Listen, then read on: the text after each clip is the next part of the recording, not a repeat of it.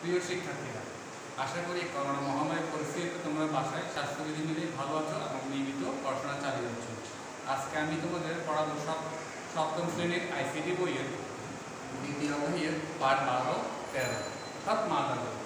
Motherboard সাধারণত কম্পিউটারে আমাদের একটি মাদারবোর্ড থাকে, যে মাদারবোর্ডটাকে মেইন বোর্ড, সিস্টেম বোর্ড, আবার স্টিভ জবসের অ্যাপেল কম্পিউটারের লজিক বোর্ড নামেও পরিচিত। আসলে এটি মাদারবোর্ড হওয়ার কারণ কি? এটি মাদারবোর্ড হওয়ার কারণ হচ্ছে কি, এই মাদারবোর্ডের মধ্যে video card, sound card, RAM, ROM, বিভিন্ন আইসি, এছাড়াও বিভিন্ন স্লট থাকে, যেগুলো পার্মানেন্টভাবে মাদারবোর্ডে বসানো যায়। এই জন্য এটাকে মাদারবোর্ড বলা হয়। আর একটি মাদারবোর্ডে সাধারণত অনেকগুলো যন্ত্রাংশ থাকে, যেটি তোমাদের বইতে দেওয়া আছে। যন্ত্রাংশগুলো আমরা চাইলে নামগুলো একটু আমরা লিখতে পারি। এক নম্বর দেওয়া আছে মাইক্রো প্রসেসর।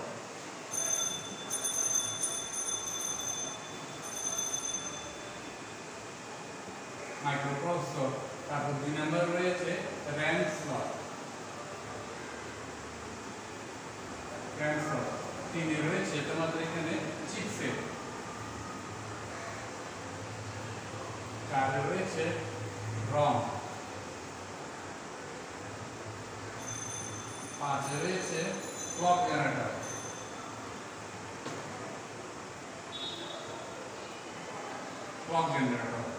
6 রয়েছে এক্সপানশন স্লট।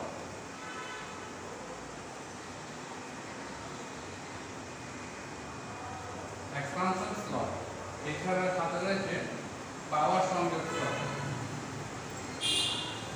পাওয়ার কানেকশন স্লট। এই 7টিগুলো সাধারণত, এছাড়াও এখানের মধ্যে USB port, networking card port ইত্যাদি সংযোজিত থাকে একটি মাদারবোর্ডের মধ্যে। অর্থাৎ এই জিনিসগুলো নিয়ে একটি মাদারবোর্ড তৈরি হয়। তোমাদের বইতে আপাতত এটা ছিল অধ্যায়ের মধ্যে মাদারবোর্ডের মধ্যে এই যন্ত্রাংশ সংযোজিত হয়। আসি এরপরে আমরা আমাদের পাঠ 14 অধ্যায়ে যাই। প্রসেসর। প্রসেসর কি? প্রসেসরের মধ্যে আমরা সিপিইউ বলে থাকি। সিপিইউ পূর্ণরূপ হচ্ছে central processing unit. Central processing unit গাড়ি, camera, mobile phone, game console, television সব ধরনের হাইটেক যন্ত্রপাতি প্রসেসর দ্বারা নিয়ন্ত্রিত হয়। প্রসেসরের মধ্যে কি থাকে? সাধারণত প্রসেসরের মধ্যে কি থাকে সেটা আমরা বলছি। কতগুলো আইসি সমন্বয়ে প্রসেসর তৈরি হয়। প্রসেসরগুলো আর আইসি পূর্ণরূপ হচ্ছে ইন্টিগ্রেটেড সার্কিট। এছাড়াও আইসির মধ্যে থাকে ক্ষুদ্র ক্ষুদ্র চিপসেট। এই চিপসেট আবার এই প্রসেসর 3টি অংশের সমন্বয়ে গঠিত। একটি হচ্ছে গাণিতিক যুক্তি ইউনিট বা অ্যারিথমেটিক লজিক্যাল ইউনিট, যা নিয়ন্ত্রণ অংশ বা কন্ট্রোল ইউনিট। এটি হচ্ছে রেজিস্টার মেমোরি বা রেজিস্টার স্মৃতি। গাণিতিক অংশে সাধারণত গাণিতিক ও যৌক্তিক সিদ্ধান্তমূলক কাজগুলো সংগঠিত থাকে। আর নিয়ন্ত্রিত অংশে এক্ষেত্রে নিয়ন্ত্রণ কাজ করা হয়। অর্থাৎ একটা কম্পিউটারকে আমরা নির্দেশনা দিই এবং কোনটির উপর কোনটি কাজ সম্পাদন করবে তা এই অংশে নির্ধারিত হয়। এটা হচ্ছে রেজিস্টার অংশ। এটা দ্রুত গতির অস্থায়ী মেমোরি। সাধারণত কম্পিউটার যে প্রসেসিং কাজটা হয়, ডাটা প্রক্রিয়াকরণ হয়, প্রক্রিয়াকরণের জন্য তথ্যগুলো এই স্মৃতিতে উঠে আনে। এই স্মৃতিতে এই প্রক্রিয়াকরণের কাজগুলো দ্রুত গতিতে সম্পন্ন হয়। পৃথিবীতে মাইক্রোপ্রসেসর আপনার আবিষ্কার করে ইন্টেল কোম্পানি, সেটা 1971 সালে, যার মডেল নাম দেওয়া হয়েছিল 4004। এবং এটি 4004 তোমরা যে নেওয়া হবে, 4004 এর ট্রানজিস্টরের সংখ্যা ছিল 2300টি। আর বর্তমানে কোর i7 এর একটি ট্রানজিস্টরের মধ্যে ট্রানজিস্টর সংখ্যা হচ্ছে 227 কোটি। অবাক করার মতো একটি ব্যাপার। আর আমরা জানতে যে প্রসেসর পৃথিবীর কম্পিউটারের মধ্যে আসলে কোনো ভাষা বোঝে না, সে শুধু বোঝে বাইনারি কোড। আমরা বাইনারি কোড 0 এবং 1 হচ্ছে বাইনারি কোড। আর এখানে কেবলমাত্র কম্পিউটার 0 থেকে 2 ভোল্ট বোঝানো হয় এবং 1 দিয়ে 3 থেকে 5 ভোল্ট বিদ্যুৎ বোঝানো হয়। আর এটা হচ্ছে কি মেশিন ল্যাঙ্গুয়েজ বলা হয়। পৃথিবীতে সাধারণত ভাষার প্রতিটি অক্ষর প্রতীকের জন্য মেশিনের নির্দিষ্ট কোড রয়েছে। অনুবাদক প্রোগ্রামগুলো এই মেশিন কোড প্রসেসরের মাধ্যমে এই মেশিন কোডগুলো বোধগম্যভাবে রূপান্তর করে। আর বর্তমানে সবথেকে জনপ্রিয় কোড হলো ইউনিকোড। যখন তোমরা প্রোগ্রামার হবে, মেশিনের ভাষাগুলো তোমরা আস্তে আস্তে জানতে পারবে। আশা করি তোমরা এই চটের প্রসেসর চ্যাপ্টারটা মোটামুটি তোমরা বুঝতে পারছো। এখন আমরা যাব আমাদের পার্ট 15তে ইনপুট আউটপুট ডিভাইস। ইনপুট এবং আউটপুট ডিভাইস।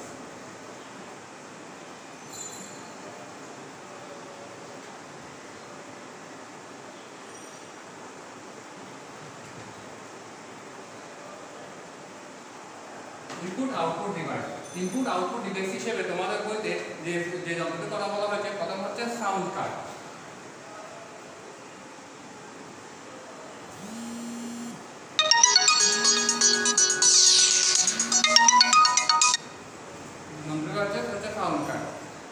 সাউন্ড কার্ডটা কি? আসলে সাউন্ড কার্ড হচ্ছে এমন একটি যন্ত্র যেটি ইনপুট আউটপুট ডিভাইস হিসেবে কাজ করে এবং সফটওয়্যার দ্বারা নিয়ন্ত্রিত। বেশিরভাগ সাউন্ড কার্ড ডিজিটাল উপাত্তকে অ্যানালগ শব্দে রূপান্তর করে। আউটপুট সিগন্যালকে একটি সিগন্যালের মধ্যে অ্যাম্পলিফায়ারের সাথে যুক্ত করে হেডফোন বা স্পিকারের সাহায্যে শব্দ শোনা যায়। মাইক্রোফোন বা অন্য কোনো ইনপুট দেওয়ার যন্ত্রে ইনপুট দিয়ে সাউন্ড কার্ড প্রসেসরটা পাঠায়, প্রসেসর ইনপুট প্রক্রিয়া প্রকারে আবার সাউন্ড কার্ডে পাঠায়। সেখান থেকে আউটপুটের মাধ্যমে হেডফোন বা স্পিকারের মাধ্যমে আমরা শুনতে পাই। সাউন্ড কার্ডটা সাধারণত কম্পিউটার মাদারবোর্ডে বসানো হয়ে থাকে। এদিকে বর্তমান সময়ে যে কম্পিউটারগুলো আধুনিক যন্ত্র পাওয়া যাচ্ছে বা যে আইসি ডিভাইসগুলো পাওয়া যাচ্ছে সেক্ষেত্রে মাদারবোর্ডে বিল্ট ইন অবস্থায় সেটি দেওয়া থাকে। আসলে বিল্ট ইন হচ্ছে কি মাদারবোর্ডে পার্মানেন্টভাবে কোম্পানি কর্তৃক সংযোজিত। এরপর দ্বিতীয় যে তোমাদের এখানে ইনপুট ডিভাইসের কথা বলা হচ্ছে সেটা হচ্ছে গ্রাফিক্স কার্ড।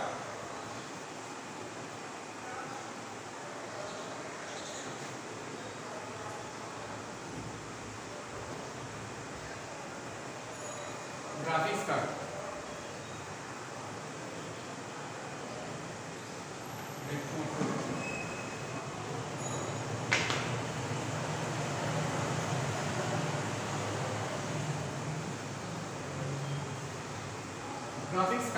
গ্রাফিক্স কার্ড কি? তোমরা যখন কোনো কম্পিউটার মোবাইল ব্যবহার করে থাকো তখন পর্দায় নানা ধরনের নির্দেশনা দিয়ে থাকে। এখন এই নির্দেশনাগুলো এই পর্দায় কীভাবে দেখা যায়? আসলে কাজটি করা যায় গ্রাফিক্স। একটা গ্রাফিক্স অনেক সময় ভিডিও কার্ড, ডিসপ্লে কার্ড ও গ্রাফিক অ্যাডাপ্টার নামেও পরিচিত। মাদারবোর্ডে এই গ্রাফিক্স কার্ড বসানোর জন্য এই আলাদা স্লট থাকে। আর সব গ্রাফিক্স কার্ডগুলো দ্বিমাত্রিক ছবি দেখাতে পারে, তাও বর্তমান সময়ে গ্রাফিক্স কার্ডও ত্রিমাত্রিক ছবি দেখতে পারে।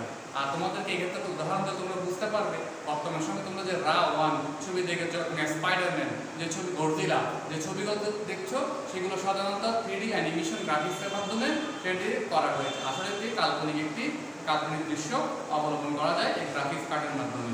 গ্রাফিক্স কার্ডগুলো বর্তমানে ত্রিমাত্রিক 3D বা 3D অ্যানিমেশন তৈরি করতে পারছে। এই হলো তোমাদের পার্ট 15 ইনপুট এবং আউটপুট ডিভাইস। আর আউটপুট ডিভাইস হিসেবে এখানে 16 পার্ট যেটা বলা হচ্ছে মনিটর।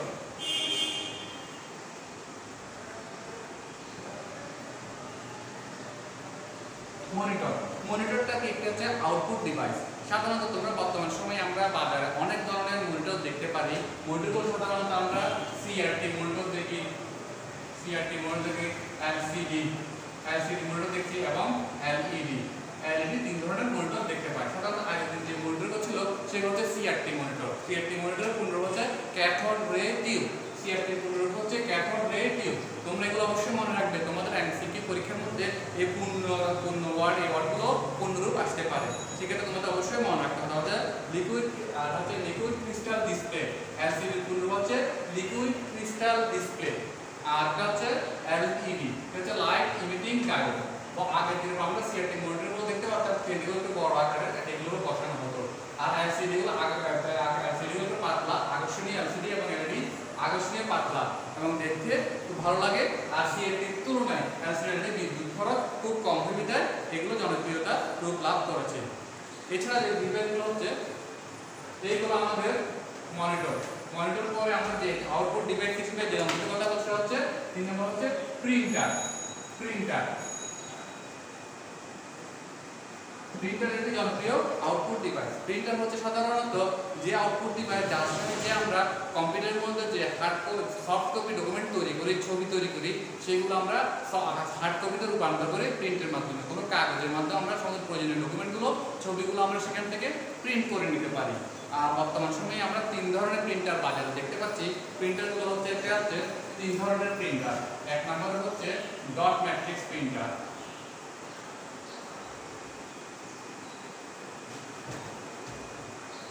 ডট ম্যাট্রিক্স আর 2 নম্বর হচ্ছে inkjet printer.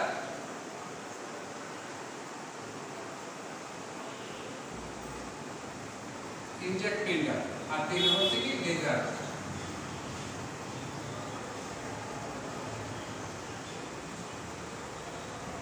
Laser printer, dot matrix printer. Dot ম্যাট্রিক্সের কথা আবিষ্কৃত একটি প্রিন্টার যেটির মধ্যে কার্টেজ থাকে একটি লোহার একটা দণ্ড দিয়ে এটি চাপ দিয়ে ধাক্কা দিয়ে প্রিন্ট করে দেয়, এটাকে ডট ম্যাট্রিক্স প্রিন্টার বলা হয়। এটা অনেকে ধাক্কা প্রিন্টার বলা হয়।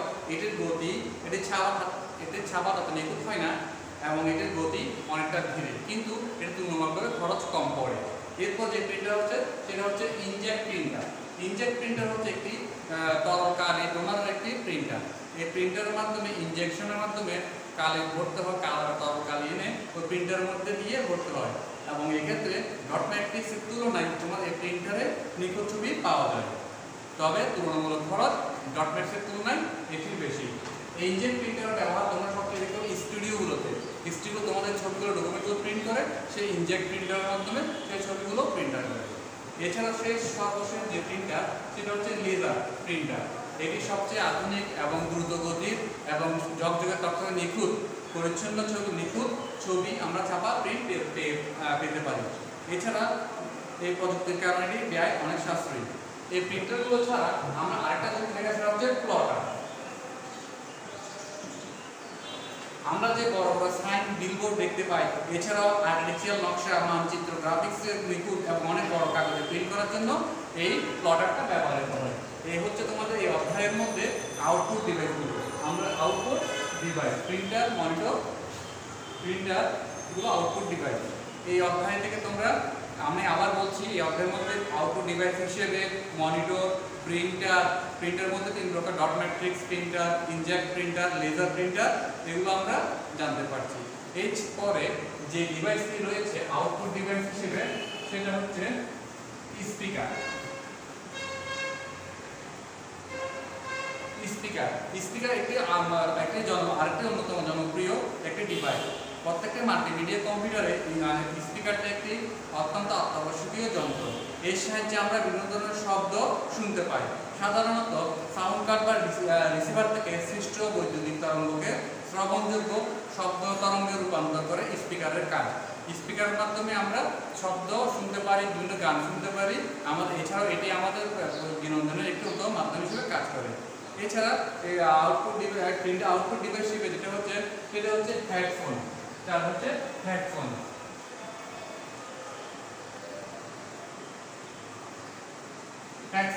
হেডফোন বর্তমান সময়ে অত্যন্ত জনপ্রিয় একটি ডিভাইস। সাধারণত হেডফোন হলো কানের কাছাকাছি নিয়ে শব্দ শোনার যন্ত্র।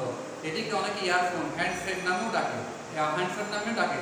সাধারণত mobile phone, CD, DVD player, MP3, MP4 player, laptop ও পার্সোনাল কম্পিউটারের সাথে ব্যবহার করা হয়। সাধারণত একাকী থাকা হয় বলে এবং অন্য কারো ডিস্টার্ব না হয় মতো শব্দ অন্য কারো ডিস্টার্ব না করে, সেজন্য এই শব্দটি আমরা ব্যবহার করতে পারি। বর্তমানে তার বিভিন্ন হেডফোন পাওয়া যায়। এগুলো আমরা কোন প্রযুক্তি, বর্তমানে জনপ্রিয় প্রযুক্তি, একটি হচ্ছে ব্লুটুথ বা ওয়াইফাই প্রযুক্তির মাধ্যমে আমরা হেডফোন ব্যবহার করতে পারি। এরপরে তোমাদের বইতে যে আউটপুট ডিভাইসের যে যন্ত্রের নাম হচ্ছে সেটা হচ্ছে মাল্টিমিডিয়া প্রজেক্টর।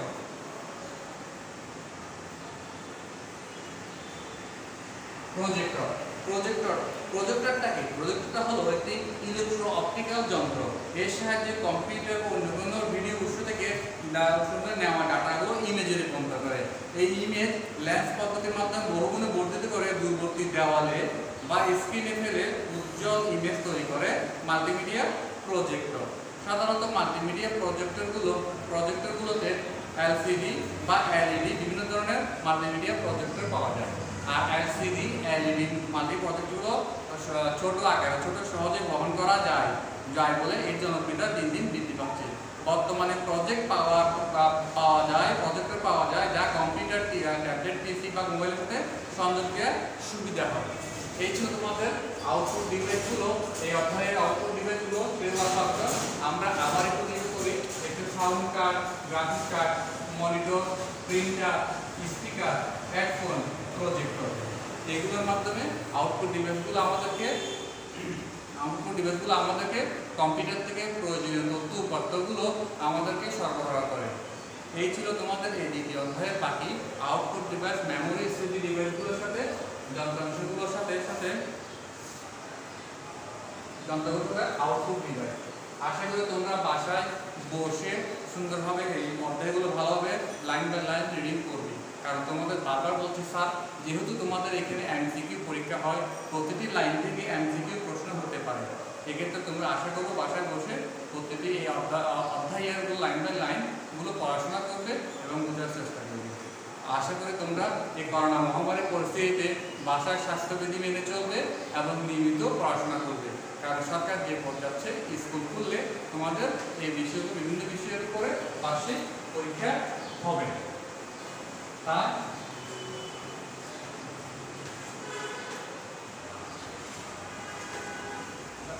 ধন্যবাদ সবাইকে।